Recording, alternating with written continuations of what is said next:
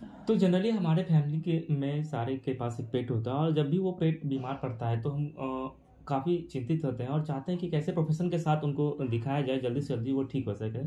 तो आज के जो हमारे गेस्ट हैं वो डॉक्टर सार्थक सर हैं और ये एक वेटनरी डॉक्टर हैं। इनसे जानेंगे कि बीइंग ए वेटनरी स्टूडेंट क्या-क्या इनको करना पड़ता है। तो हम चाहेंगे कि सर अपने बारे में कुछ बताइए, कहाँ से आप हैं और इतनी बड़ी सफलता बीएचयू जैसे संस्थान में पढ़ना कैसे आप आए यहाँ पे आए? Hello, myself Sarthak Pandit. I'm pursuing my internship program, and first of all, I would like to thank you all for welcoming me on this platform. तो before starting, I would like to introduce myself. मैं सबसे पहले normal जो NEET का exam होता है all India level पे उसको मैंने क्लियर किया था विद द रैंक 16,000। उस टाइम पे मेरा स्कोर 572 था। तो उस टाइम पे मतलब ऐसा होगा, बहुत लोगों में डिस्प्यूट रहता है कि ये नहीं मिला तो ये लिया, ये नहीं मिला, but that was not the case with me. I was fond of studying about animals. To be telling frankly, I was not into veterinary medicine since starting, but मुझे शौक था एनिमल्स के बारे में जानने का। So I was deciding to pursue my degree in zoology, but उसके बाद आई गॉट टू नो कि this is not a professional degree.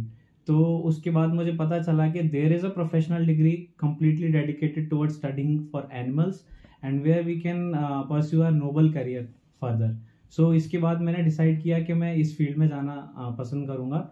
उसके बाद मैंने यहाँ पे काउंसलिंग कराई एंड गॉट एडमिशन है।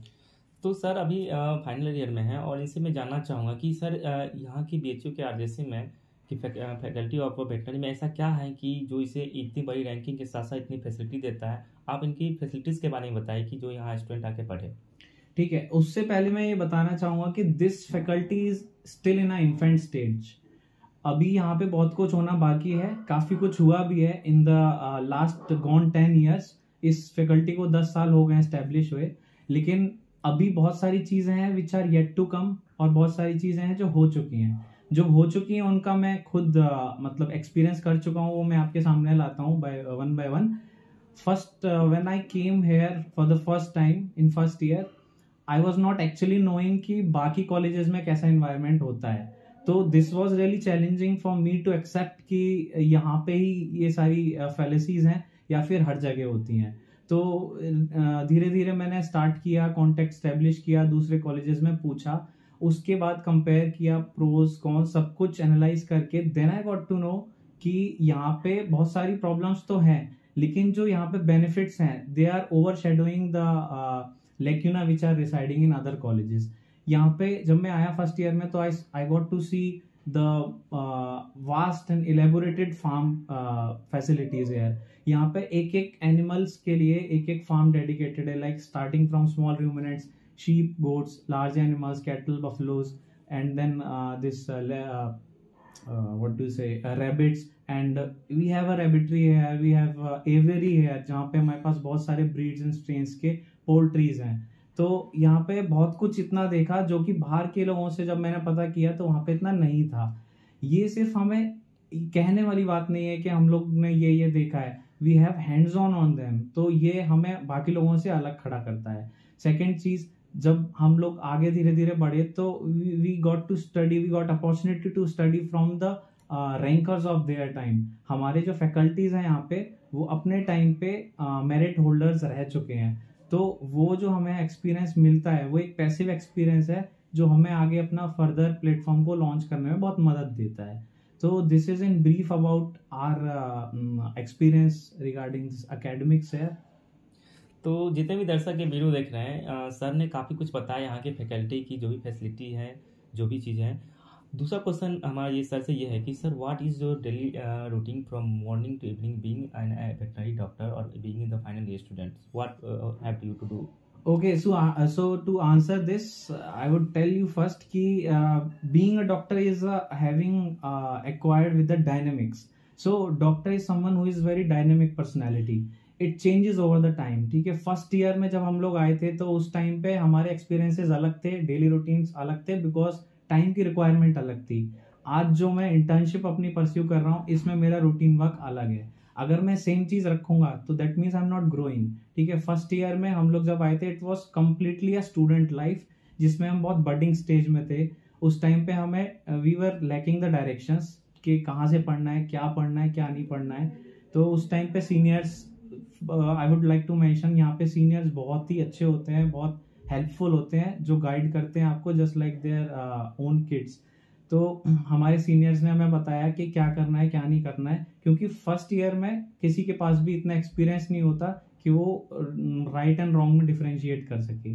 उसके बाद जब सेकेंड ईयर में मैं आया तो फर्स्ट ईयर पूरा अकेडमिक चल रहा था, and unfortunately there came the vastest catastrophe in our world, that is कोविड-19। उसकी वजह से हम लोगों की स्टडीज बहुत हैम्पर हुई, और ऐसे प्रोफेशन में स्टडीज का हैम्पर होना बहुत ही सीरियस चीज़ है, बहुत ही सीवियर चीज़ है, क्योंकि we are going to deal with lifes in near future. But अभी हमारे पास टाइम नहीं था कि हम उस चीज़ को करते, या फैसिलिटीज़ नहीं थी। हम लोगों ने घर रह के अपनी 1 साल स्टडीज़ को कंटिन्यू किया। फिर जब हम यहाँ पे वापस आए तो it was my third year. Third year में आके it is well known in this veterinary fraternity कि third year is the toughest year to pass here. It is not just because it is heavy in terms of syllabus, but also in the routine. वहाँ पे आपका routine रहता है, सुबह morning से 9 बजे से आपको क्लासेस करनी रहती हैं, देन शाम को 5 बजे तक क्लासेस रहती हैं। We have I'll answer separately for कि हमारे पास क्या क्या सब्जेक्ट्स रहते हैं फर्स्ट ईयर से लास्ट ईयर तक। Please explain. हाँ, तो थर्ड ईयर में ऐसा रूटीन रहता है बहुत टफ। उसके बाद हम जब फोर्थ ईयर में आते हैं तो वी टेंड टुवर्ड्स क्लिनिक्स। तो वहाँ पे हमने जो थर्ड ईयर तक सीखा होता है, that is known as para clinics, उसमें जो भी सीखा होता है वो हमें अप्लाई करना होता है फोर्थ ईयर में आके। साइमल्टेनियसली हमें अपने सीनियर्स को देखना होता है, फॉलो करना होता है। उसके बाद then we go to the internship which I am currently in. तो उसमें डिटेल में बताऊंगा अभी आगे कि इंटर्नशिप में क्या पर्टिकुलरली शेड्यूल रहता है। बट या, starting from first year to fourth year, it is more about academics, then afterwards it is more about practicing. तो सर ने काफ़ी कुछ बताया कि इनका फर्स्ट ईयर से फोर्थ ईयर का जर्नी कैसा रहा। अब सर से मैं पूछना चाहूँगी, सर कुछ फैकल्टी मेंबर्स की आप बता दें कि ये आपके फेवरेट फैकल्टी हैं, उन्होंने आपके एकेडमी में काफ़ी कुछ मदद की होगी। तो कुछ फैकल्टी के नाम आप अगर चाहें तो यहाँ पे हमारे दर्शकों को बता दें तो काफ़ी अच्छा रहेगा। तो देखिए, जब मैं फर्स्ट ईयर में आया था तो उस टाइम पे यहाँ पे रिक्रूटमेंट ऑनगोइंग भी था। कुछ फैकल्टीज ऑलरेडी स्टेब्लिश थी जो फाउंडर फैकल्टीज थी। तो उसमें से मुझे फर्स्ट ईयर में हमारे एक सर हैं doctor Tulsi Raman, he teaches us physiology, veterinary physiology. So he is one of the ट्रेमेंडस academician I have seen. He is very thorough with all his basics about physiology and all the grasping things that he need to teach. He is very good at it.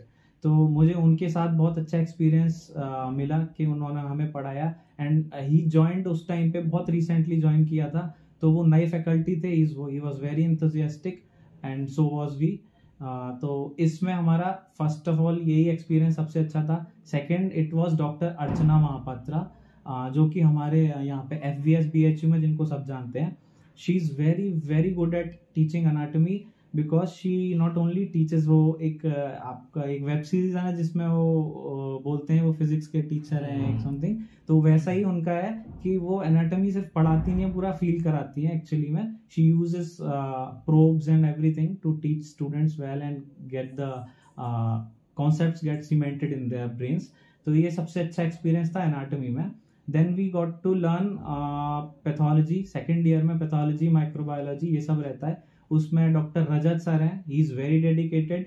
He used to take extra classes even on Sundays because he was not bound to teach, but yeah, he was so enthusiastic regarding the teaching stuff. So वो भी एक अच्छा experience है। Doctor Rajat sir is very good. तो sir ने काफ़ी कुछ faculty members के बारे में बताया। अब सर से मैं पूछना चाहूँगा कि सर आप अभी 5th ईयर में हैं और इंटर्नशिप कर रहे हैं। देश में बहुत सारी संस्थानें हैं, रिसर्च सेंटर हैं, आपने वहाँ गए होंगे, काफ़ी कुछ होना एक्सपीरियंस से देखा होगा। अपने एक्सपीरियंस के आधार पे वो बताइए कि कहाँ कहाँ गए और वहाँ का क्या क्या आपने कुछ सीखा, कुछ समझा, कुछ एक्सपीरियंस अपना बता सकते हैं तो।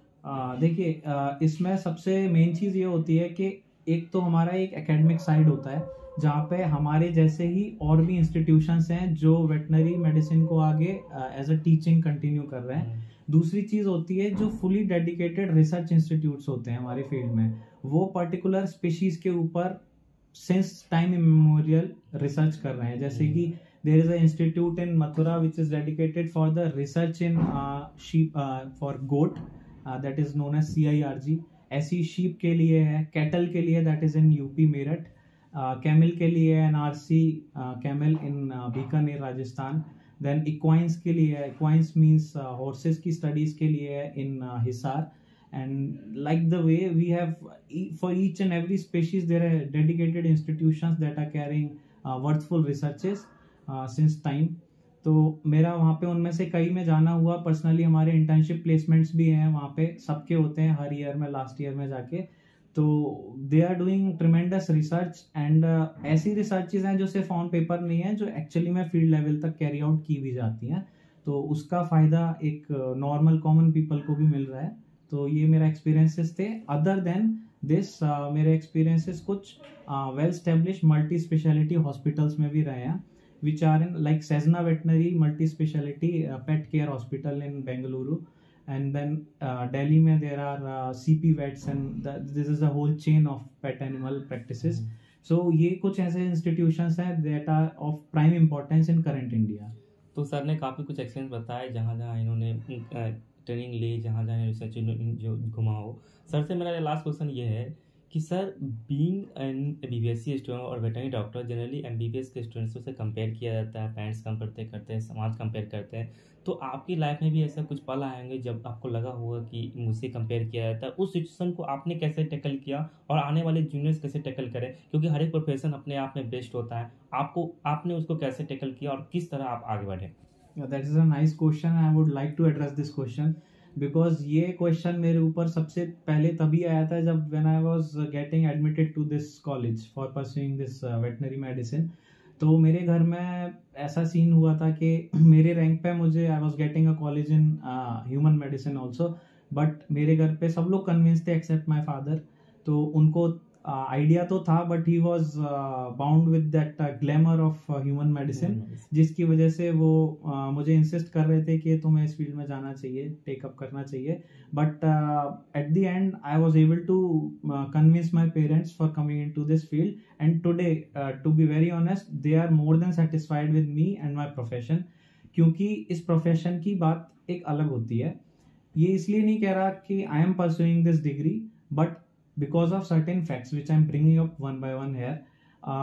जो ये फील्ड होता है ये मल्टी डिसिप्लिनरी फील्ड है. It is not just about animals और ट्रीटिंग द एनिमल्स जो कि हम नॉर्मली सोचते हैं. और ह्यूमन मेडिसिन का, वेटनरी मेडिसिन का कोई कंपैरिजन नहीं है और कंपैरिजन होना भी नहीं चाहिए. मैं किसी को अच्छा या बुरा नहीं बोलता. उन लोग का काम डिफरेंट स्पेशीज से रिलेटेड है, दैट इज ह्यूमन बींग्स. हमारा काम दूसरे स्पेशीज से रिलेटेड है. हम उनका काम नहीं कर सकते, वो हमारा काम नहीं कर सकते. Both of us hold equivalent and even not if equivalent but have separate important value in the society.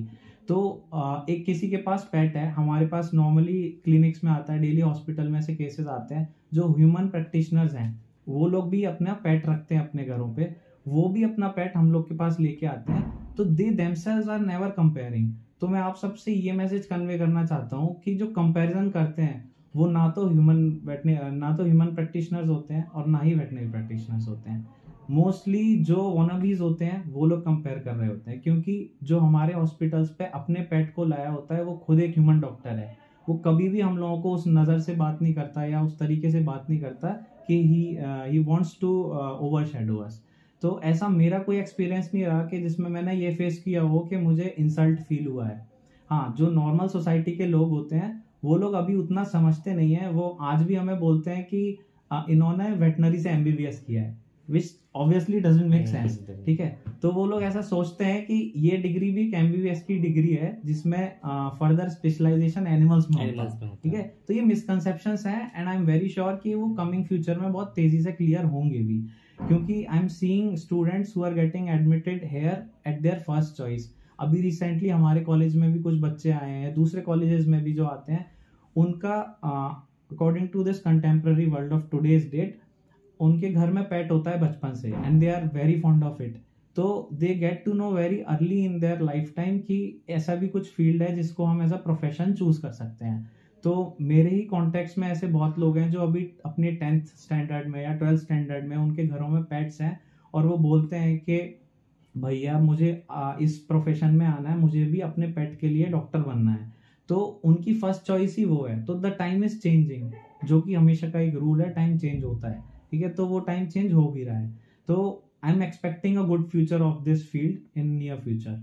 तो सर ने काफ़ी कुछ बताया है कि कोई भी जो लाइन है वो कोई छोटा नहीं होता, आप किसी प्रोफेशन में जाइए और बेहतर करिए, और सभी प्रोफेशन का अपना अपना योगदान होता है समाज में। लास्ट क्वेश्चन सर हमारा ये है कि आने वाले जूनियर्स को आप एक जो मैसेज देना चाहेंगे कि वो इस फील्ड में आए और किस ऊर्जा के साथ आए, और अपने क्या क्या स्कोप है प्राइवेट और गवर्नमेंट सेक्टर में, तो वो काफ़ी अच्छा रहेगा। तो इस फील्ड में आने से पहले मैं सबसे पहले उन लोगों को जो इंटरेस्टेड हैं या नहीं भी हैं, थोड़ा डाउटफुल हैं, उन लोगों को दो चीज़ें सजेस्ट करना चाहता हूँ। सबसे पहले तो they should know about the scope of this profession. Secondly they should know what is this profession all about. यहाँ पे आके आपको क्या क्या पढ़ना है, क्योंकि I see and get disheartened seeing the students जो फर्स्ट ईयर में आते हैं, वो सोचते हैं this is a secondary field, इसको बस एज अ सीट लॉक करने के लिए हमने लिया है, हम प्रिपरेशन अभी एमबीबीएस की करेंगे। तो उन लोगों को खुद ही एक्सपीरियंस हो जाता है कुछ टाइम बाद, और ये मैं पैसिव एक्सपीरियंस से भी बताना चाहता हूँ कि ये प्रोफेशन इक्विवेलेंट है बल्कि उससे ज्यादा है in terms of heaviness, in terms of gravity of the profession. Because यहाँ पे आने के बाद आपको जो फर्स्ट ईयर में डील करना पड़ेगा, वो सब्जेक्ट्स ऐसे नहीं है कि आपने सोशल साइंस है, हिंदी है, इंग्लिश है, वो आप साइड में चलाते रहोगे, नीट की तैयारी हो जाएगी। यहाँ पे आने के बाद जो खुद सब कुछ छोड़ के सिर्फ इसी में ही आते हैं, उनको तक पास होने में मतलब इतनी प्रॉब्लम आ जाती है, इतने हैवी इसके सब्जेक्ट्स हैं। एनाटॉमी को सिर्फ आप उठा लेंगे, फिजियोलॉजी उठा लेंगे, तो उसी में पास करना मुश्किल हो जाता है फर्स्ट ईयर में। तो ऑब्वियस सी बात है कि उस टाइम पे कोई नीट की प्रिपरेशन करेगा तो ना नीट अच्छे से हो पाता है, ना ये अच्छे से हो पाता है। तो आई वुड हाईली रिकमेंड कि अगर आपका मन है प्रिपरेशन करने का तो उसी को कैरी फॉरवर्ड कीजिए, इसमें मत आइए। और अगर इसमें आ ही गए हैं तो उसको प्लीज छोड़ दीजिए, क्योंकि यहाँ से आगे जाने के बाद you are never in the darkness. आपका future, this I can write and give you, कि अगर आपने थोड़ा भी मेहनत किया हुआ है तो यहाँ पे इतने सारे फील्ड्स हैं जहाँ पे आपकी जॉब सिक्योरिटी बहुत हाई प्रोपोर्शन में रहती है। तो जॉब की बात आती है तो यहाँ पे मैं एक्सप्लेन करना चाहता हूँ कि सिर्फ जॉब इसमें ये नहीं है कि आप 4 साल पढ़ोगे, इंटर्नशिप कंप्लीट करोगे, डॉक्टर बन जाओगे, फिर आपको एक क्लिनिक खोल लेना है, डॉक्टर बन जाना है। ये है उन लोगों के लिए जो कंपैशनेट है for clinical practices. But to become a clinician is not the only option there, you can become a good academician too. क्योंकि अभी इंडिया में करेंटली अप्रॉक्स 50 कॉलेजेस हैं जो ये कोर्स ऑफर करते हैं, and there are very recent openings of new colleges. तो उसमें आपके पास अच्छा स्कोप रहता है कि आप एज एकेडमिशियन वहां पे जा सकते हो, असिस्टेंट प्रोफेसर बन सकते हैं, and there is a good life ahead. इसके अलावा आपके पास आईसीआर इंस्टीट्यूट जो मैंने अभी आपको मेंशन किया था, वहां पे भी पोस्ट निकलती हैं फॉर एग्रीकल्चर साइंटिस्ट। तो एआरएस का एग्जाम होता है एक, वो सब लोग मतलब उसके ऊपर सेपरेट वीडियो हम लोग करेंगे कभी। तो एआरएस का एग्जाम निकालिए, आप वहां पे जाइए, there is a good life there also. वहां पे आपकी साइंटिस्ट वाली लाइफ होती है पूरी, and there is a good pay scale there. तो वहां पे एक ऑप्शन होता है। देन हमारी फील्ड में 2 ब्रांचेस होती हैं, animal sciences and veterinary sciences. तो जो वेटनरी साइंसेज में जाने चाहते हैं, they are more related to health care aspect, and जो एनिमल साइंसेज में जाना चाहते हैं, they are more related to the business and commercials, जो एनिमल फार्म पे प्रोजेक्ट करता है हमारा पूरा। तो एनिमल फार्मिंग में poultry farming is one of the most leading farming, जैसा कि हम सब जानते हैं। और रेबिट्री भी बहुत तेजी से ग्रो कर रहा है, and there is even option of piggeries. Piggeries हम लोग बहुत मतलब अपने थॉट बाउंड तरीके से अगर हम सोचेंगे तो पिगरीज डजंट साउंड गुड, बट या piggery is highly rewarding sector in cases of animal sciences. तो बहुत सारे न्यू स्टार्टअप्स भी आ रहे हैं आजकल, ये चीजें हो रही हैं। एक एग्जांपल मैं मेंशन करना चाहता हूँ, हमारे इस कोर्स में सब्जेक्ट्स जो होते हैं, फर्स्ट ईयर में एनाटॉमी, फिजियोलॉजी, एलपीएम होता है। सेकेंड ईयर में माइक्रोबायोलॉजी, पैथोलॉजी होता है, न्यूट्रिशन होता है, एनिमल न्यूट्रिशन, देन जेनेटिक्स होता है, और बायोकेमिस्ट्री होता है। देन थर्ड ईयर में pharmacology, public health, community medicine जिसको आप बोलते हैं, एंड देन फार्माकोलॉजी होता है which is one of the most toughest subject. Then आपके पास पैरासिटोलॉजी होता है। ये सारे सब्जेक्ट्स रहते हैं हमारे थर्ड ईयर में। देन फोर्थ ईयर में comes the clinical aspects of surgery, gynae and medicine, gynaecology and medicine. तो जो इसमें सेकंड ईयर में एक सब्जेक्ट है animal nutrition, it is one of the most rewarding subject अगर इससे कोई अपनी हायर एजुकेशन कंटिन्यू करना चाहता है, because I have my known people जो इस डिग्री को कंप्लीट करने के बाद अपनी मास्टर्स न्यूट्रिशन के लिए जाते हैं, and to mention it has a very strong fight to achieve this in a post graduation program.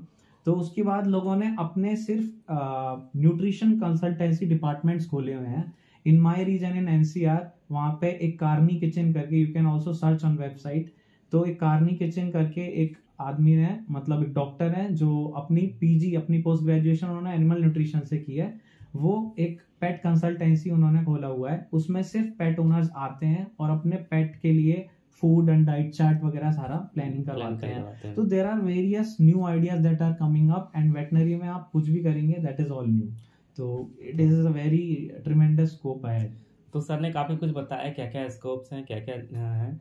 तो सर लास्ट क्वेश्चन बस हमारा यही रहेगा कि क्या क्या कमी आपको रही जो आपने अपने 5 साल में यहाँ पे व्यतीत किया, जो यहाँ पे कुछ डिफिकल्टी या फिर जो भी प्रॉब्लम्स हैं वो फ्यूचर में ठीक हो जाए आपके जूनियर्स के लिए। देखिए, एक तो है जो नेशन वाइड प्रॉब्लम्स रिसाइड कर रही हैं वेटनरी साइंसेज में, दैट आर सेपरेट, बट जो मैंने यहाँ पे पर्टिकुलरली फेस की यहाँ पे आने की वजह से, उसका प्राइम रीजन ये हो सकता है कि this college is in a infant stage. अभी बहुत नया कॉलेज है, 10 साल भी पूरे नहीं हुए अभी, इस साल होंगे। तो जब भी कोई नया कॉलेज खुलता है तो वहाँ पे फैसिलिटीज की थोड़ी प्रॉब्लम होती है, बट इन लोगों ने उन फैसिलिटीज को मीट आउट करने के लिए काफी एफर्ट्स किए हैं। बट इसमें हम लोगों ने बहुत कुछ सफर भी किया है। लाइक टू स्पेसिफाई, कुछ डायग्नोस्टिक टूल्स होते हैं जो यहाँ पे स्टेब्लिश नहीं हो पाए। अभी मेरी डिग्री खत्म होने वाली है, but I still do not have experience of hands on practice on those equipments. जैसे कि जो मॉलिक्यूलर वर्क है वो हम लोगों के यहाँ पे है तो, लेकिन वो अभी इसमें डायग्नोस्टिक पर्पसेस के लिए इम्प्रोवाइज नहीं है कि हम उसको थोड़ा यूटिलाइजेबल फॉर्म में ला सकें। तो जो हमारे अदर स्टेट कॉलेजेस जो होते हैं, वहाँ पे मैंने उन लोगों से जब भी बात करता हूँ, जो मेरे कलीग्स हैं या जो भी हैं, तो वो लोग हमें बताते हैं कि उनके पास बेटर फैसिलिटीज हैं टू डायग्नोस थिंग्स। यहाँ पे थोड़ी सी लिमिटेड फैसिलिटीज हैं, although the trajectory is good, आगे अच्छा होने वाला है, यहाँ पे बहुत कुछ चल रहा है। One recent advancement I saw in our colleges, MOET technology. यहाँ पे सुपर ओव्यूलेशन करा के सरोगेट मदर्स में जो एम्ब्रियो होता है उसको ट्रांसप्लांट करते हैं। वो एम्ब्रोज कम टाइम में आपको हाई यील्डिंग ब्रीड्स को, ऑफस्प्रिंग्स को जन्म दे सकते हैं। तो this is a very on a large scale, it is a very game changing type of practice that is going on here. तो कुछ चीजें हमारी एक्सपीरियंसेस में ये कम रह गई यहाँ पे आने के बाद कि हम लोग एकेडमिक्स में थोड़े बेटर हैं ऑल इंडिया देखा जाए, लेकिन जो प्रैक्टिकल एस्पेक्ट है उसमें सिर्फ क्लिनिकल पोर्शन है जो रॉ है अभी, लेकिन बाकी चीजों में we are way back than other students. तो उसमें रिक्वायरमेंट्स हैं इक्विपमेंट्स की, इंस्ट्रूमेंट्स की, जो यहाँ पे अभी थोड़ी सी लैकिंग है। And the budget issue is always coming up here, जो कि थोड़ा अनसर्टेन है। BHU जैसी सेंट्रल यूनिवर्सिटी में there should be no issue of budget, but हम लोगों को रिपीटेडली यही रीजन दिया गया।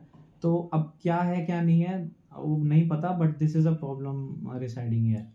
तो सर ने अपने एक्सपीरियंस से काफ़ी कुछ बताया, और जो भी बेसिक स्टूडेंट हैं वेटनरी के, उनको ये वीडियो से काफ़ी कुछ सीखने को मिलेगा। तो सर आप हमारे पॉडकास्ट में, इसके लिए मैं आपको धन्यवाद देना चाहता हूँ। और आपको ये थोड़ा वीडियो अच्छा लगे तो इसको लाइक शेयर सब्सक्राइब करें। धन्यवाद।